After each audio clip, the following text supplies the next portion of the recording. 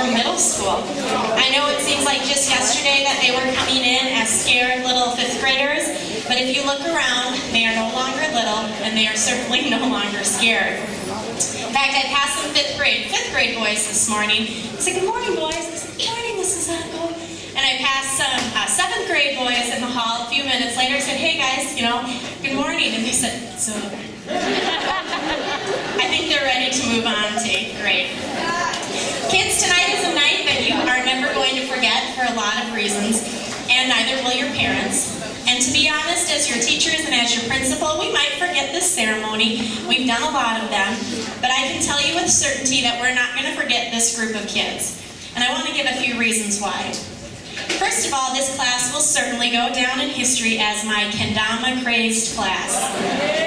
As much as I worried about injury or window breaking, the truth is we only had one broken light fixture, and more importantly, we feel like we have single-handedly improved the hand-eye coordination and the multitasking capabilities of all of these kids. And I'm sure those are going to serve you very well in the future, somewhere.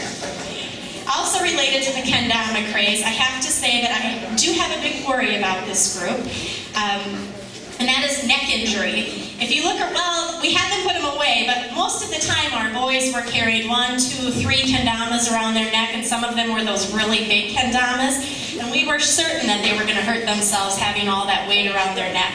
And for the girls, it was less about the kendamas and more about walking around like this, because then their fingertips would be higher than their hem, and they would be okay within our dress code. So if there's any chiropractors in the audience, you might want to have some business cards ready after the ceremony tonight. I'll also never forget Will Stein, Sam Abbott, and Shelvon Kane and their ever-changing hairstyles.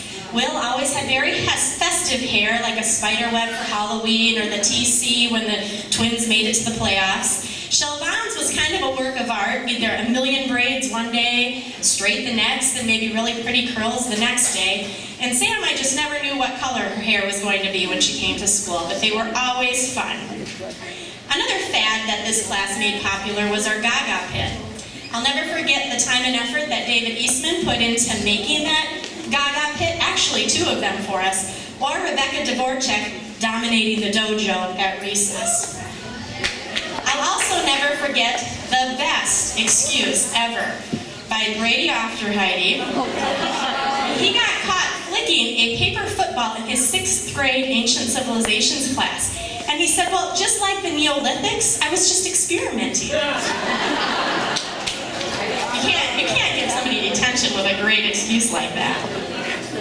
We had also great leadership in this class, like Aaron Cashman for organizing his very own kendama tournament, complete with prizes, or Hank Nagel leading the class and happy birthday at lunch every day.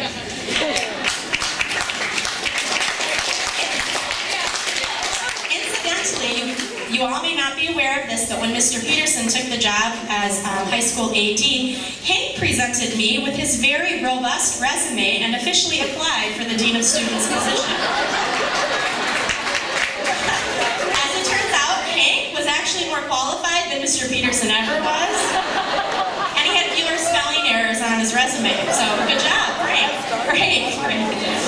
I'll also never forget Carson. At Grandview, Carson is kind of like Usher or Madonna. You just need his first name. He delivered mail to the classes every day, day after day, and always brought a smile and his beautiful blue eyes with him. But don't let those heavenly, beautiful baby blue eyes deceive you. There's a little devil in Carson, too. He loved to come in and mess with Mrs. Murphy's desk and Mrs. Davis's desk, and he'd always come in and turn the lights off and then laugh at us. But we will miss him nevertheless.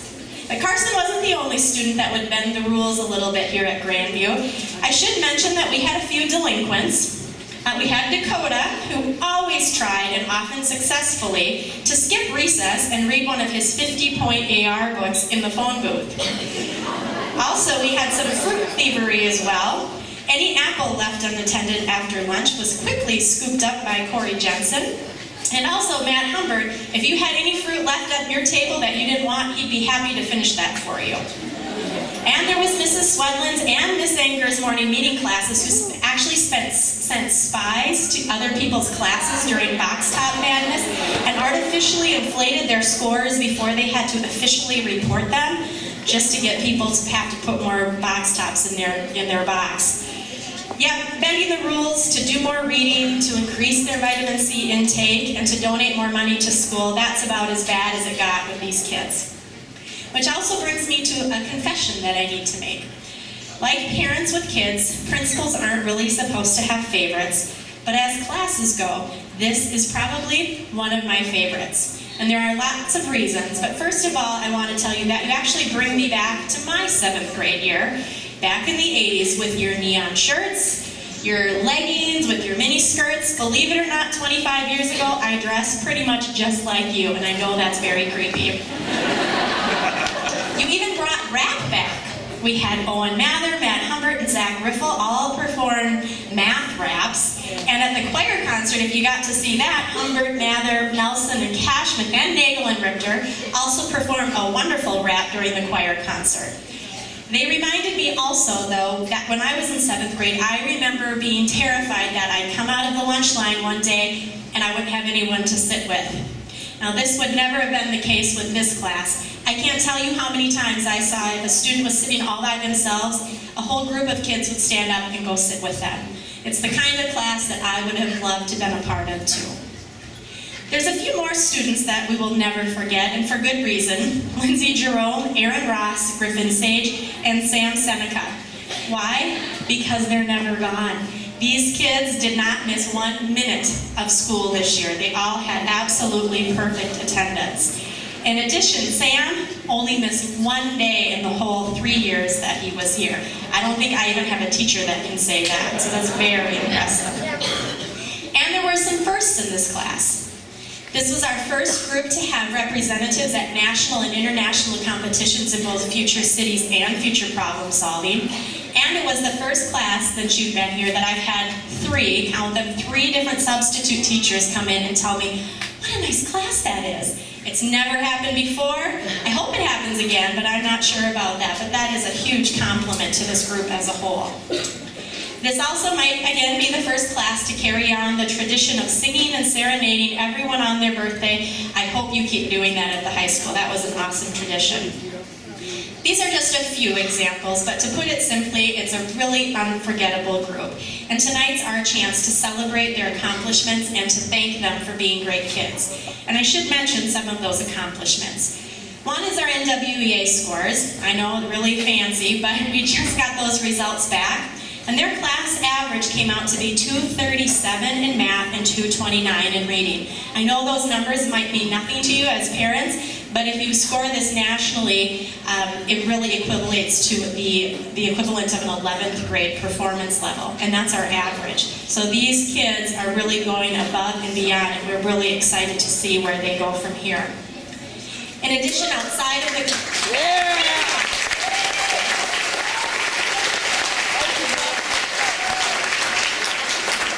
A few other accomplishments to quickly mention are web leaders. Over 40 of these kids donated part of their summer, and the best part, like the last week of school, to come back and to help make sure that our 5th graders felt comfortable transitioning into middle school.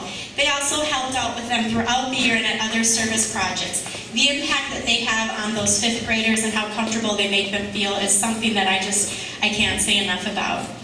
Our 7th grade student council members also showed their leadership by organizing dances, the turkey bingo, leading our penny drive, our food drive, our toy drive, and box top madness, all of which in turn donated thousands of dollars to our school, our community, and really helped families locally, and that's something we're really proud of. The group was also well represented in the last years, the 3 musicals in the last year, The Little Mermaid, Fiddler on the Roof, and Annie. And if you got the chance to see these musicals, you really wouldn't believe that they were just middle school kids. Truly, they're outstanding. I am supposed to pass along a message that Mrs. Kircher is flunking all of her drama kids, and they have to return next year. So if you were in the play, just we expect you back next year. Also, just a few more with athletics. If you've had the chance to see the yearbook, which arrived just a few hours ago, you would see how much participation we had in our 7th grade athletic program, and that we know is the key to success later on. But we had some kids who actually lettered as 7th graders. Tiana Blix in alpine skiing.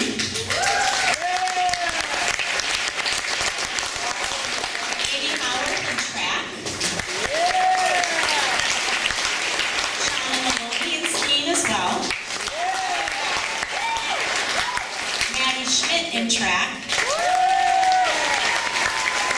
And last but not least, Abby Warren in track and in cross country.